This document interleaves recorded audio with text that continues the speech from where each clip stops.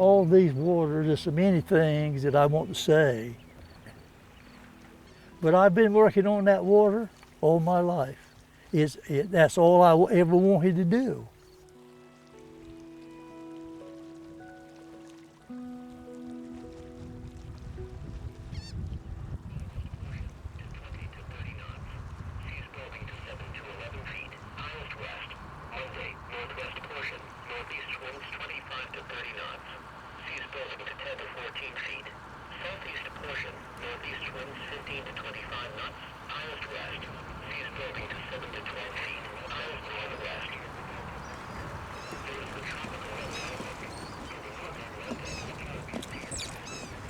We'll have to push some out now so you can get enough from in. We'll take it out.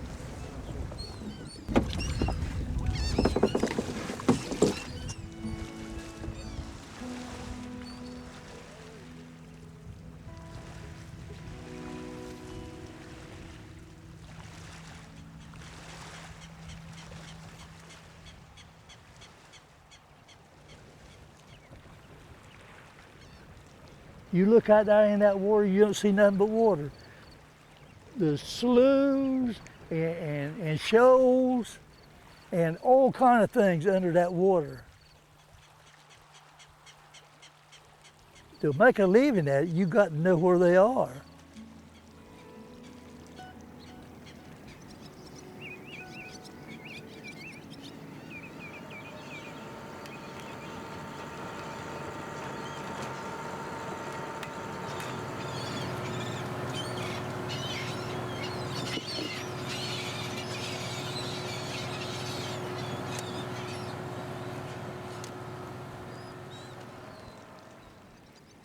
This is core sound. This is core sound right here. Of course, years ago, we shrimped in Pamplico Sound and Use River. But we're down east, Carteret County. From Beaufort east is what we used to refer to as down east.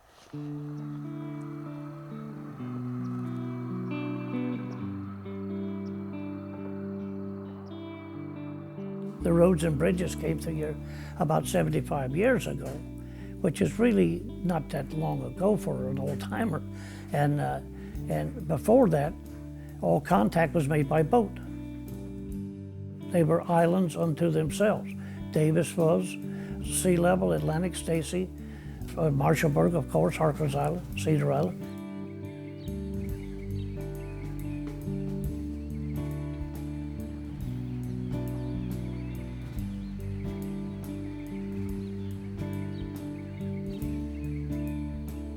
These people had been isolated up until about 1940, 41, 42, when we had the bridge.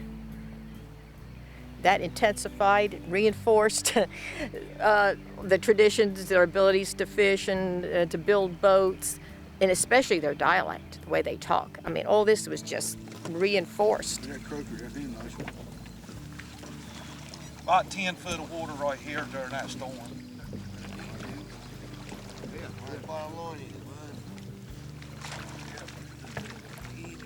Get some fresh bites for your breakfast if you want them.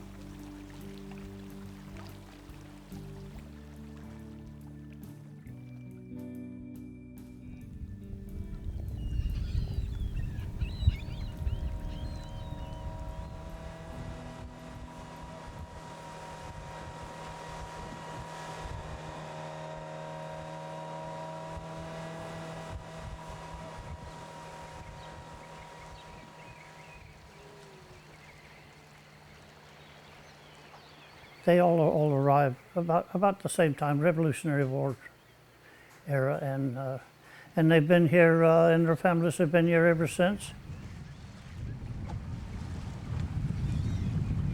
The only thing you got to do, you got to go under one rope. That rope that's in the center of it, we got to go under that. See that net out here on the poles? That's called the hearts. Shaped like hearts. Fish come down the lead, get them hearts, and keep going around in circles till they come down through this tunnel.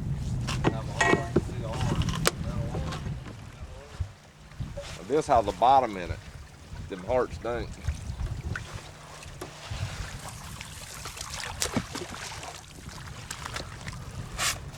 Feels like some fish. Little fella. I feel a bigger one, but I think he's under the boat.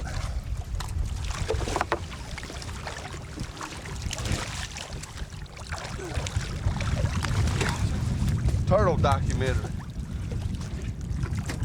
Close and personal. I ain't seen a stingray.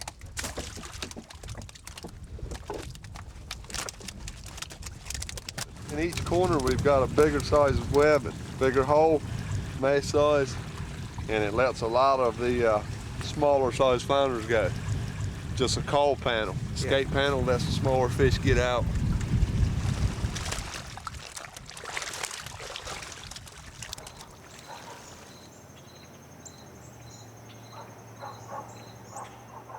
Not much to do here. Well, I go down the road. It's a skateboarding. graveyard. I go fishing. I go fishing and hunting and all kinds of stuff. Yeah, there's a lot of stuff to do here, but There's a playground. We go there sometime. I like living out here because I like to go fishing. And around here there's water and there's saltwater fish, so I can go fishing and stuff.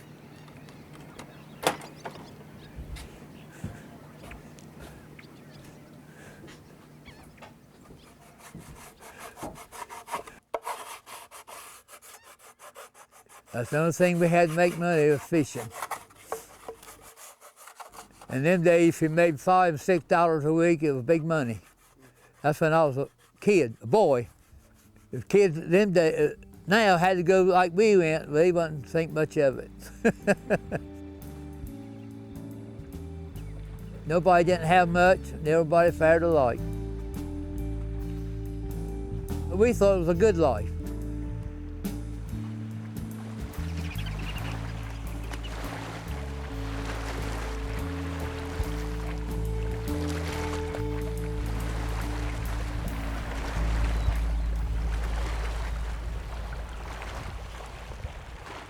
It's one of the hardest jobs that there is, but nature's out there. When you go out there, nature's out there. When we were peeler crabbing, my brother and I, we were peeler crabbing. You see the tide goes in those creeks and marshes over there. And on low water, you can't get anywhere. But on high water, you can go a lot of places. And we have stayed here and get the tide, just watch and get the tide just right. And go to that banks and work a day in that environment. It was wonderful, it is now. It was hard work. Because as I said, it was nature. God was there. He's still here. Things have changed, but he's still here.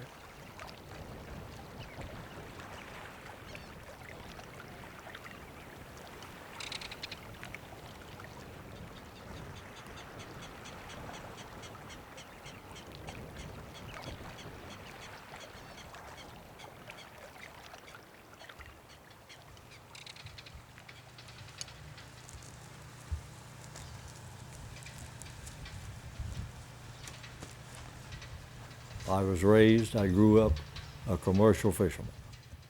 My dad and great-granddad and so on ahead were all commercial fishermen, but they planted big gardens. And so we had things to eat, we just didn't have any money. Everything was isolated then. There was no money. It was more or less of a barter. People got along a lot of times by helping neighbors.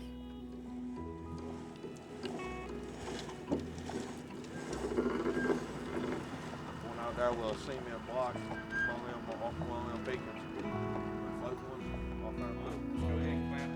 All the down east communities are like on a barter system.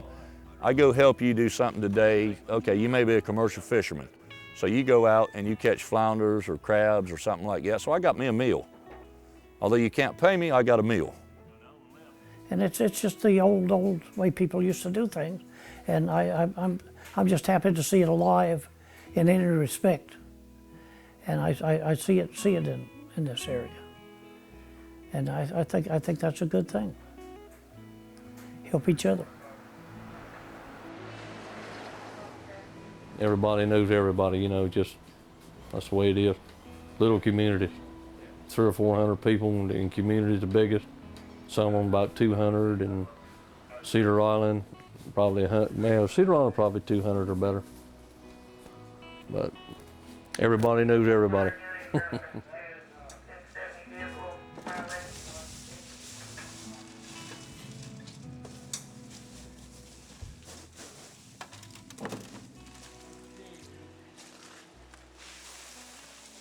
My grandfather, he started this business in the 20s, and then my father, I don't know, they've been here a long time. This is my mother, and she lived to be 92 years old. Now, she was born on Hog Island. It's an island across from Cedar Island. And this is me. This is my daughter, Jane. And this is her daughter, Christy. And this is Christus son, Nigel. This is 5 generations. Of course, I can remember my grandmother, and I can remember my great-grandmother, which a lot of people can't remember all them. Me, Owen Fulford. My daddy, Mason Fulford. My granddaddy, Owen Fulford. His daddy, Martin Fulford. His daddy, John Fulford. Joseph Fulford and John Fulford. 5 generations. From John, Joseph, Martin, Owen, and Mason, and Owen. So there's no need of me to think about leaving hard at all. Leaving I left you.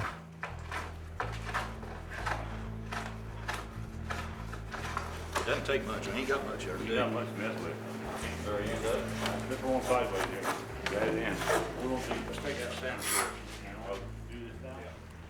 All right, you got that.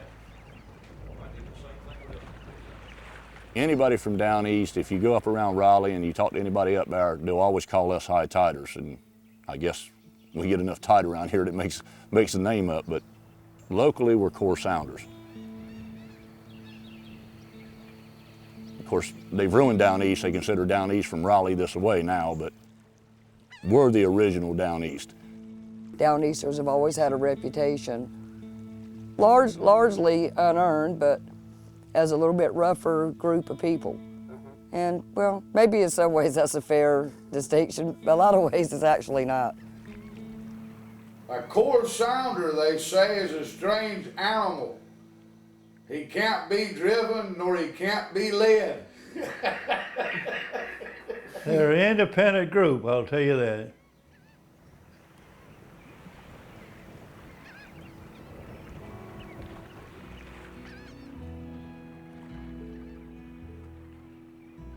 I've seen the time not too long ago. I could hear somebody talk, and I could tell you what community you're from. But that was because they were isolated for so long. People went from one community to the other by boat, and if somebody got sick, somebody took a boat and went to Marshallburg and got the doctor and brought him here. And I don't know that they even had aspirin then. I don't know what they gave. We had a doctor over here to Smyrna, Davis. They called him Dr. Shake It. He mixed his own medicine. He'd mix his own medicine. Roy Davis, you don't remember this, do you? He would mix his own medicine, and he'd tell anybody he gives the medicine, says shake it good. See, it was in jars, and he'd say shake it before you take it, and they called him Dr. Shake It. That's why he got his name. But he didn't have anything to work with, but he had a plenty of good sense. I don't put down education because all I have is a high school diploma, see. But I've had a lot of experience. There's a difference in education and good sense.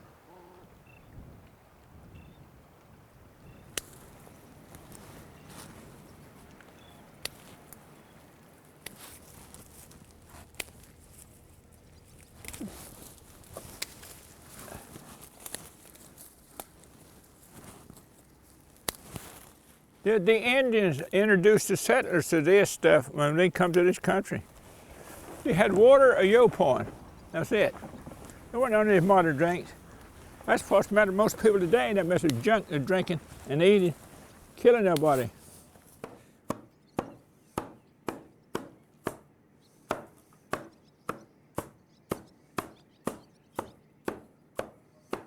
They didn't have coffee, and what they drank, what they call yopon tea. They take a yopon tree, bush, and boil it some kind of way, and that was what they drank. That's all they had. The longer you boil it, the more dark it gets, see? You get a certain point, and you're just about ready. She's about ready to come down. I see the amber, she getting a little darker. Everything's looking up. Some of the old things still good, you know that? Okay. Take this spoon, take a sip now. You got to watch it, don't burn yourself now. Okay.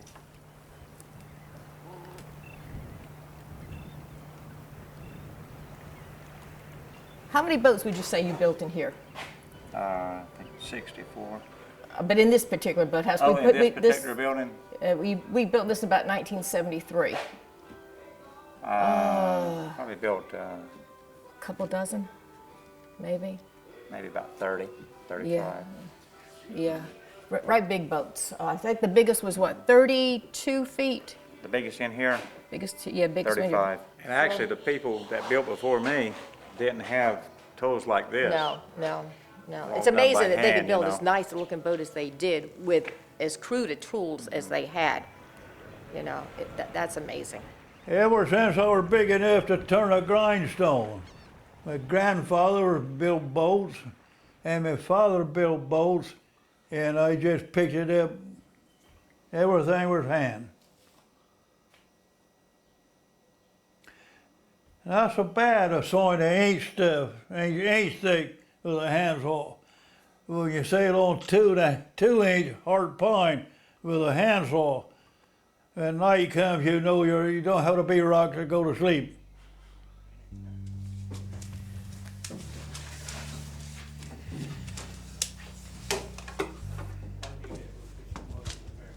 Our father used to do it.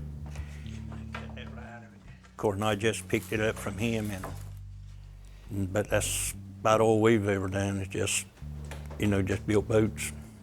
Maybe like around 1970, there was probably at least a dozen people building boats. Some of them had boathouses on their property. Some of them didn't. Some of them just fix a little frame and put a tarp over the top of it just to give them some shade from the sun or some protection from, the weather. Say maybe by the mid-'80s and on, it just seemed like they started to dwindle away. We used to build a lot of commercial boats for local boys and fishermen and stuff like that, and that's the kind of boats I always like to build. And I don't like to build these kind. Too slick, finished, too slow. And I don't like it at all.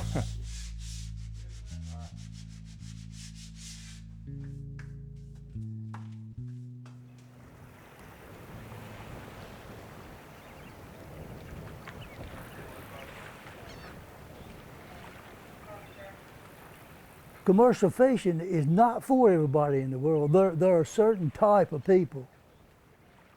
My thoughts, my mentality was that water. See, I was born in the water, and there's something about it. To get away from it, it's just like a withdrawal or drugs or something. I don't. There's an attraction. There's an attraction there. That's what I chose.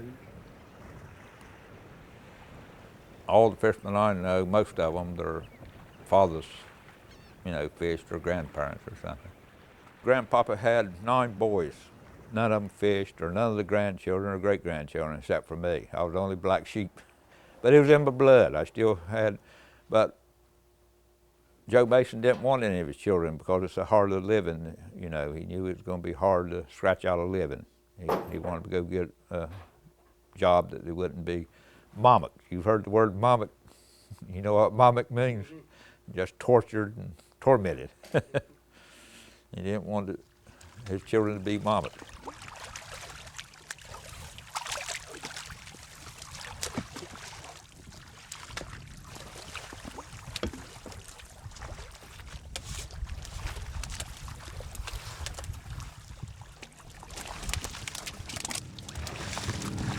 It's all we know, all we have, everything we have is invested in it, you know.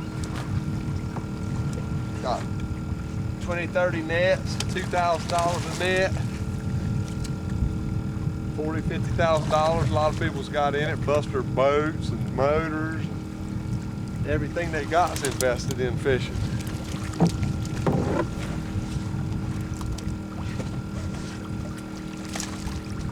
It's almost impossible to uproot and start off when you're used to making good money fishing for a living. Uproot and go do something for $6, $7, $8 an hour. You lose everything you got, your homes and everything. Whoa, man, that tide's spoiling. I ain't never had it so hard fishing in my life, what I got today.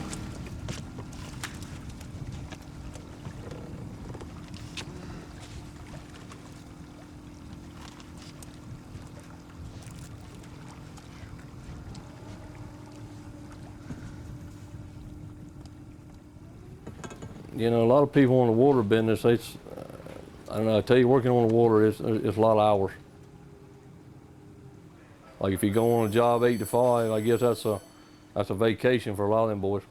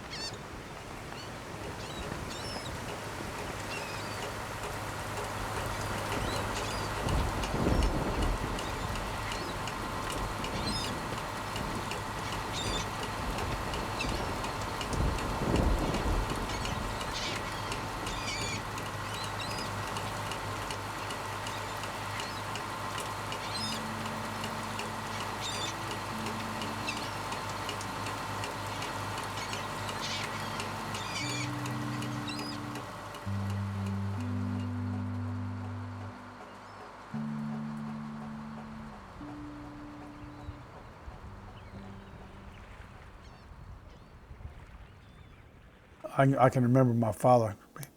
He never made a whole lot of money in his lifetime, but at the same time, it was always that next week will be a better week, and we'll do better next week. And then when they did have a good week, they might have a bunch of weeks that didn't do anything. It's definitely something that men love to do, that they're on balls, come and go when they please. And it's more like shooting craps. You can throw your net out and catch nothing, or you could catch a net full of fish, you know. I think that entices people, always looking for that big catch.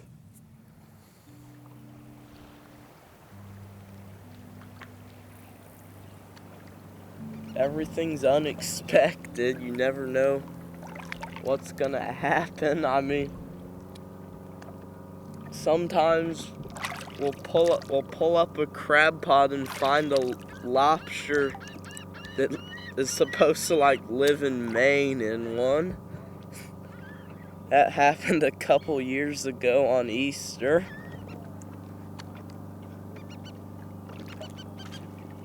That's pretty much why I like fishing so much.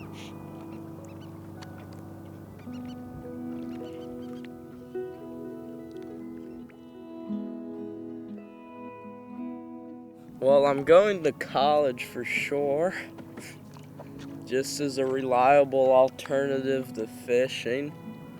But I plan to fish for a while at least.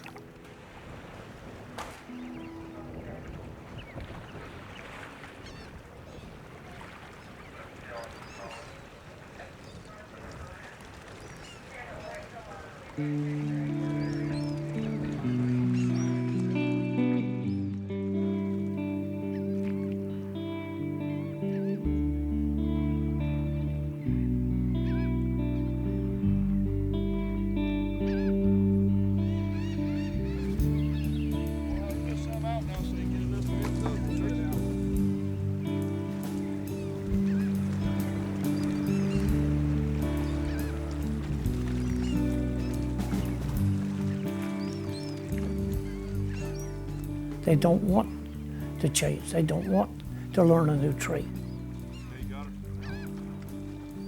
This is not just what they have always done. This is what they want to do.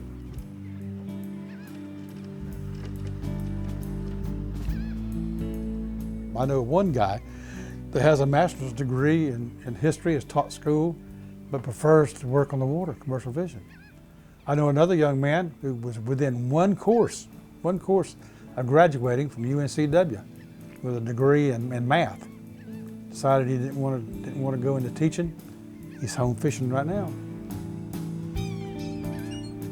Because most of these people could do other things and be successful, but they prefer to stay on the water as long as they can.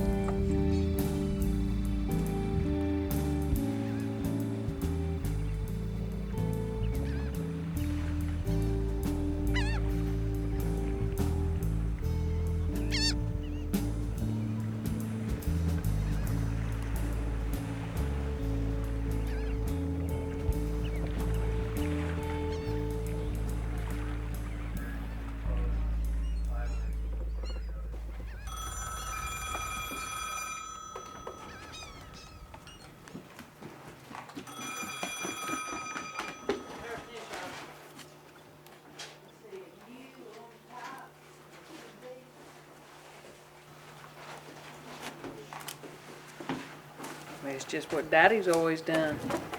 He needed help. Try to help him build this business. He had more work than he could do. Then I got out a half a day in 12th grade on a work release and helped him. And instead of going to college or going into service, I chose to help him.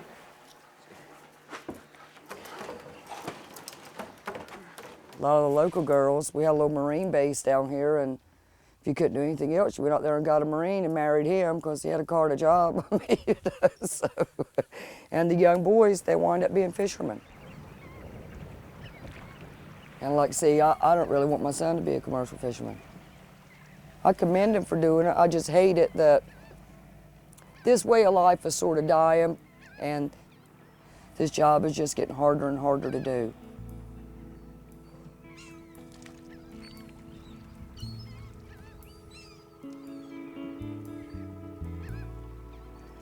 And it's sad in a way, but I mean, you would never convince these people to do anything else. Fishermen are proud people. They're not going to do anything else.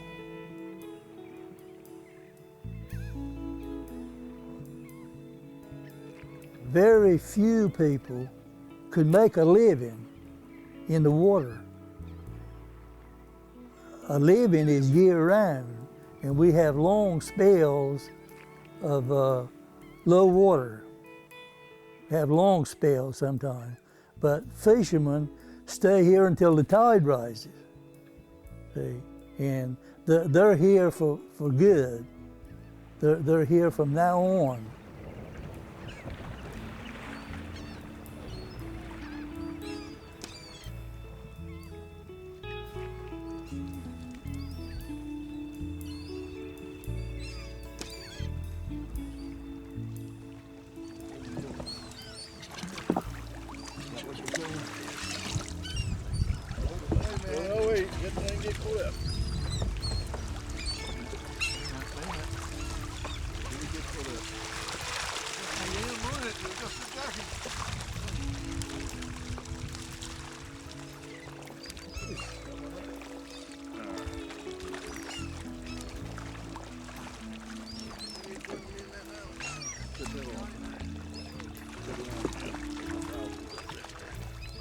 Okay, you got her?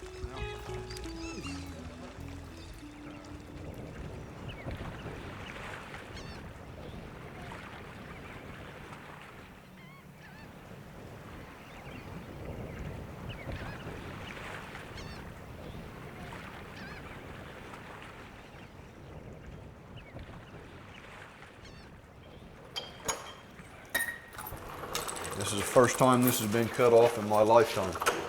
You mean it's been on for your whole life? Long as I can remember, yeah. And it stayed about, we kept it about 5 below zero.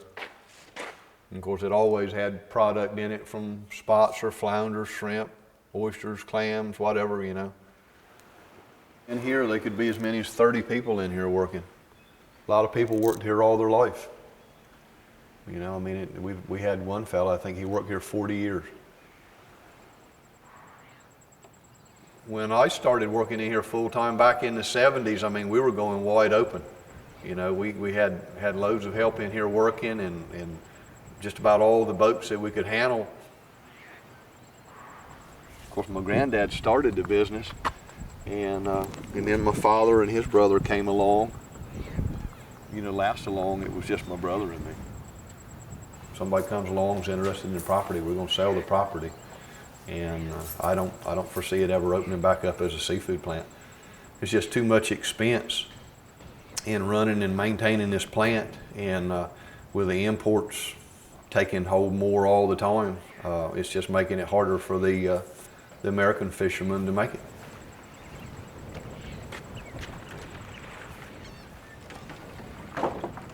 We did have 2 fish houses here. We just lost one of those. Clayton Fortress Seafood closed its doors after nearly 90 years of being in business. I really miss it. I just really miss going down there and just seeing the people that worked there. They had, you know, 8 or 10 people that worked there year round, and now they're all gone. They're dispersed here, there, yonder, and so I don't know.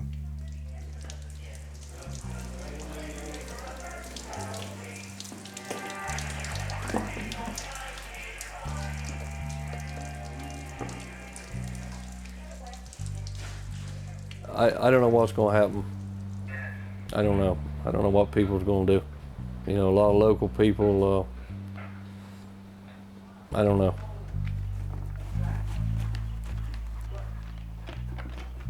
Granddaddy used to live with just buying salt and grease and that sugar, and that was it. Didn't have no lights. You pay the doctor with a chicken or a hog or something like that, the doctor ain't gonna accept the chicken or a hog no more.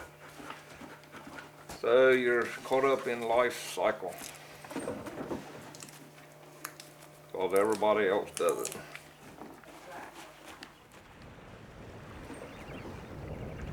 That's just like when you see these boats and stuff set here today, it's a shame.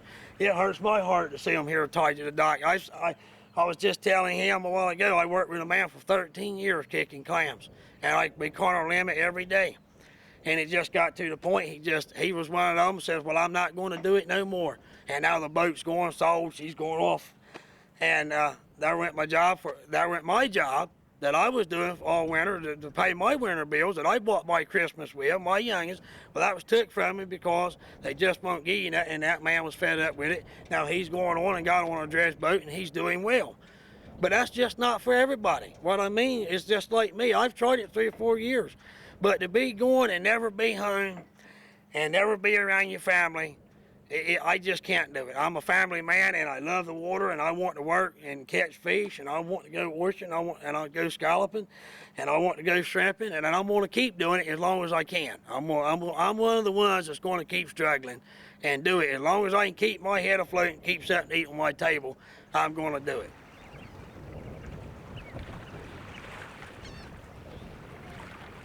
It has never been harder than right now to be a commercial fisherman. You know, if this was a rational decision, nobody would be out there doing it. But it's not about the money, really. It's not about, you know, doing something that might make sense to a consulting firm somewhere else when they're trying to, you know, calculate bottom lines and this and that. It's about culture. It's about people doing what they love.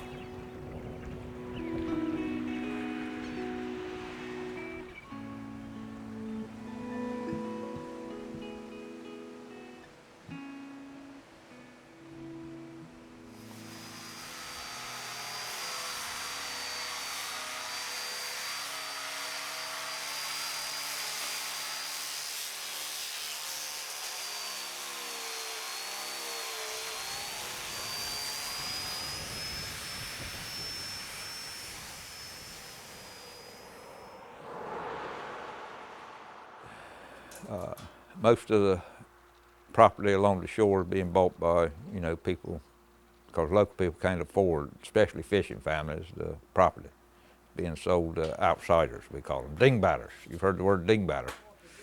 That's an outsider. Not that we don't want, you know, it's just we like small communities. It's sad to say, but people's livelihood has been cut so short about the fishing and all that they feel like that they almost have to sell their land in order to get money. But when they do, the more houses and the more things come in, the higher the taxes are, and they can't afford to pay the taxes. If you can't make a living, you can't afford to pay your taxes. So that they're just going to lose their land, and it's just not fair, I don't think, for the people that live there, and has lived there all their lives.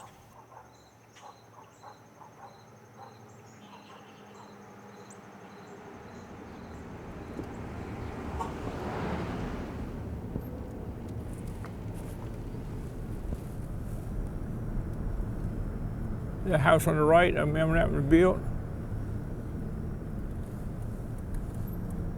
This is old Byron in here them days. Or nothing in here. Going down this road, Byron. In fact, the road wasn't even here. Tell me a minute. See how rough that is? There's no telling. I guess that it's probably I reckon that's probably 100 years old at least. That's a grave right there. That was my first cousin. Put there in 1905. That's 101 years. That grave headstone there, you put there, I believe it was 1846. And my grandmother and grandfather and two aunts on my mother's side had plus some strange grave was laid right in that rock pile, and I dug them out, and the storm washed them out. I cut them, bed them up on it. But the shoreline dim is right there. No rock, pretty quiet sandy shore, grass is growing, you walk down the shore pretty time. And right on the length of this island, nothing but pretty white sandy shore. Everybody had a little net spread, a little nail. Everybody worked on the water, see? Fisherman's boat anchored all down the shore.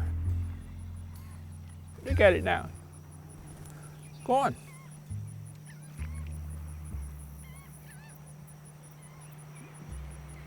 A lot of people like beaches, like condos, they like hot tubs and all this other stuff. I just like to be left alone and be living. And I don't care about all this modern stuff that they've got. Other people do. Back in the 40s, I was here working with my dad in a store. I could have told you any individual anywhere's on Atlantic, what their name was, how many kids they had. Today, I can't name you 50 people on Atlantic. Strangers moving in, strangers moving out, people moving out, and nobody. You don't know anybody anymore. But that's progress, I guess.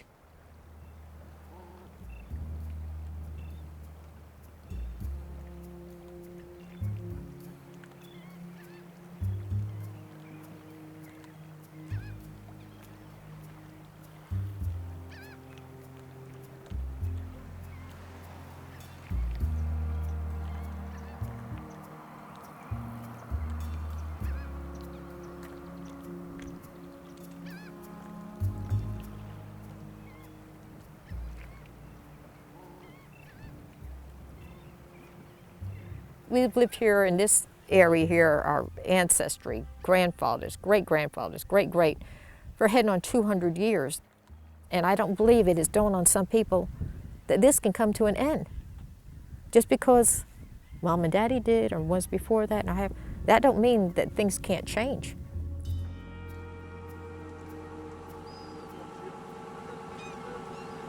Come on, let's go now.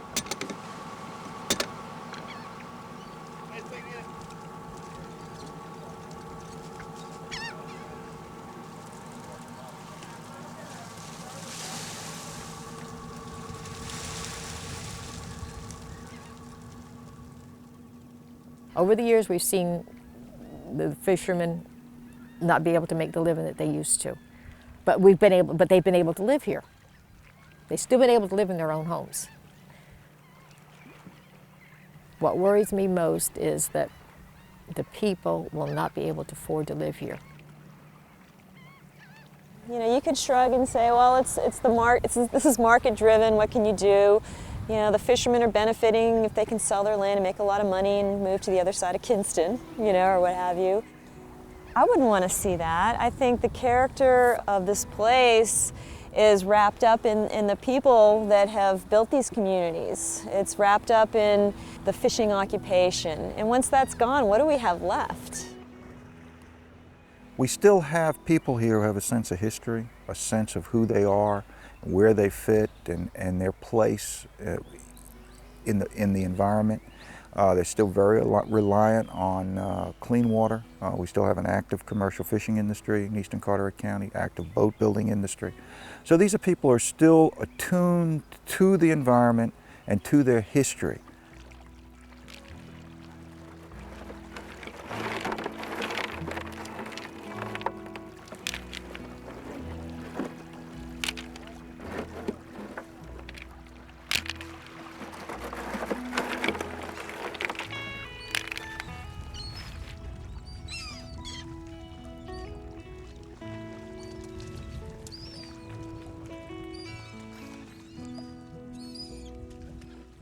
The fishermen go out every day. They have a very intimate knowledge of the fish, the movements of the fish, the status of the fish.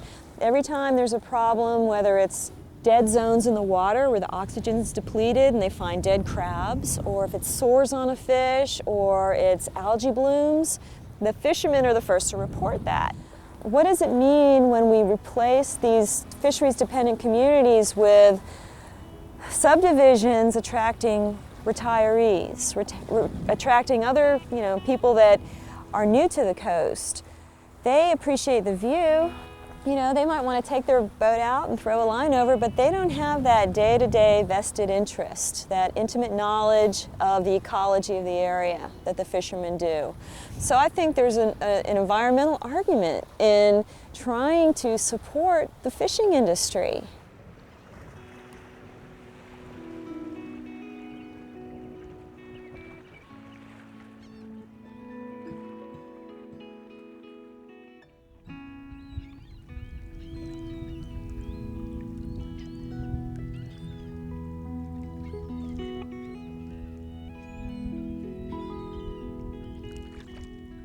When the state calls for bans on people not to enter the water, I mean, I was up there, this was an extreme scenario.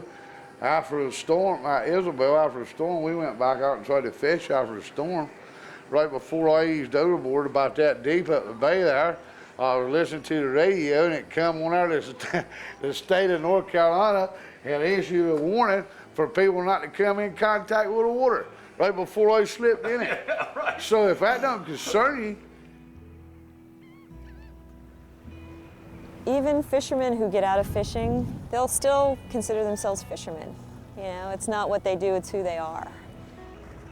It's all about a heritage that's been passed down through the generations, and they talk about, this is in our blood and so forth and so on. I'm curious about the next generation. How will they think about themselves? Kids that maybe fished a little bit with their parents, with their father, that never really took it up on their own, how will they think about their identity, living here on the coast, if they still even live here on the coast? I think that it has been there's been a real generational continuity, but I don't know that that's going to last. I think we have really reached a breaking point here.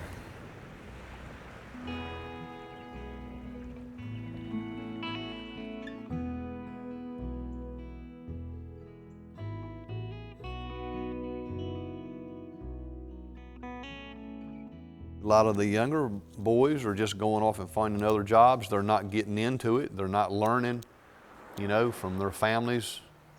A lot of the kids around here, they growed up wanting to go out in a skiff and go clamming or set a gill net or whatever, and now the young generations is not even going to know how to do it. We are right now sitting, as we sit, a retirement community. All the kids that graduated land from their grandparents or whatever, or their parents or whatever, they sold out. There's nothing here for them to do. Am I wrong? No, pretty well what happened. There's nothing here for them to do. They don't know how to commercial fish, and commercial fishing is dead. I mean, I showed you the other day, we rode by the fish houses, and the fish houses are gone. Clayton Fulcher, I'd never believed in my lifetime that it would have shut down. It's going for the ones that quit, but it's not going for everybody. There's some of them still doing it. It's going for the ones that quit. They're going, but there's still out there people doing it. I mean, Johnson, you had to quit. Well, some have, some ain't. So some still doing it. Yeah, there's some still doing it, but yeah, so it's not dead. It's not dead when there's some people still doing it.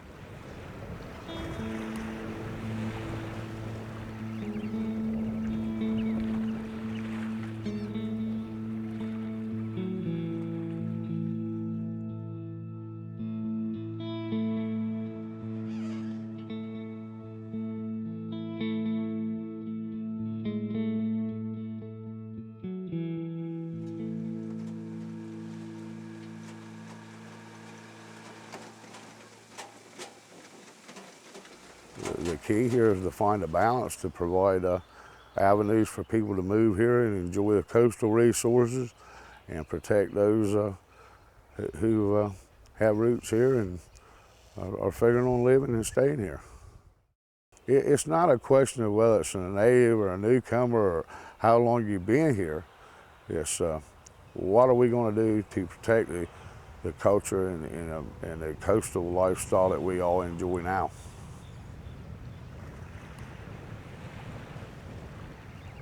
Down east, people have long been resistant to zoning.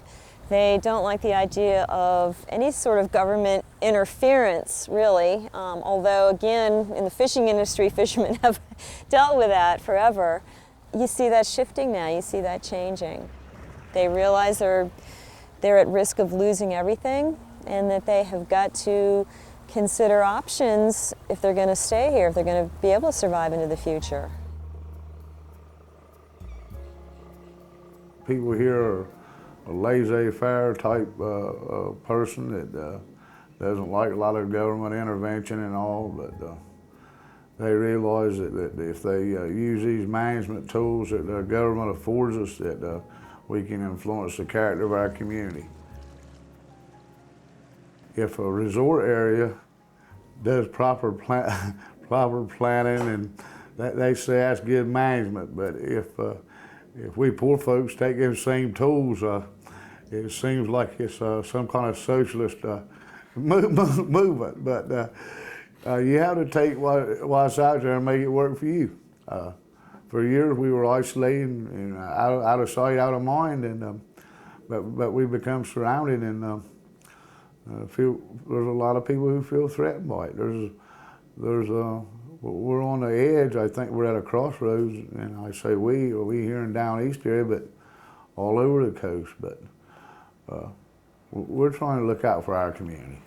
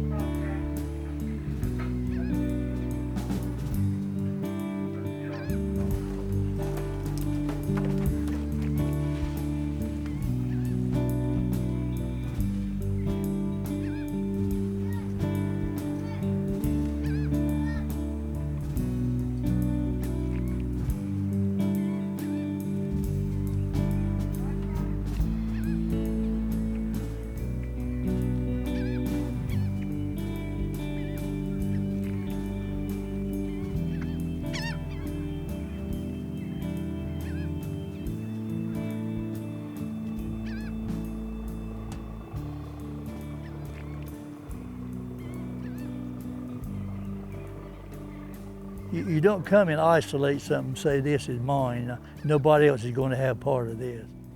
It's all related. It's all connected. The whole thing is connected, and it's got to be for the common good, or it's no good.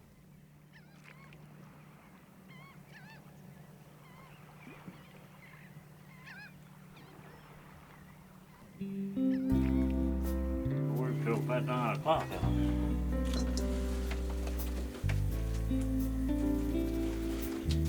I like these little ones. They're more tedious to clean, but to me they got a better taste. Your taste is I know my taste. different than other people. That's right. Everybody don't have the same taste. You want a couple of these apiece you guys eat today for dinner?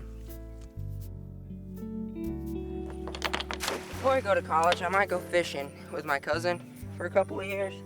Then I'm going to go to ITT Tech. I used to come out here with just a hook, a weight, and a bobber, and just a line of fishing string.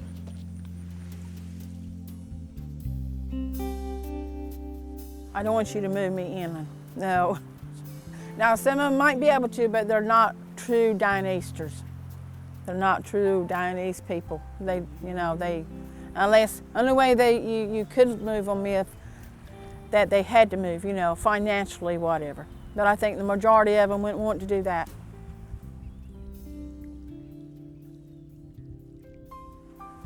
They want to be able to stay down east, stay in, where they're brought up.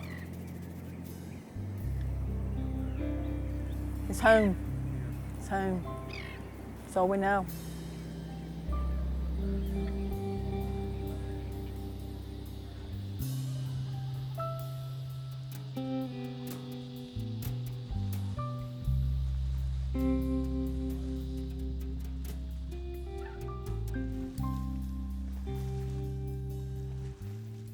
We know things are going to change. We just want to hold on to our heritage. We want to be able to go catch a mess of fish. We want to be able to leave the door open so if somebody has got extra, you come in and you put them right in your fridge, If you had to lock your doors, you'd miss a lot of good mullet dinners,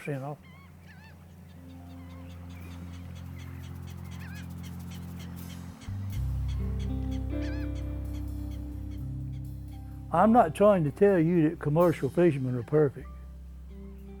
I'm not trying to portray commercial fishermen as perfect people. But the point is, there's a reverence for what we have, for our area, what we are and who we are. Make no difference how hard it's been. I wouldn't trade it for nothing.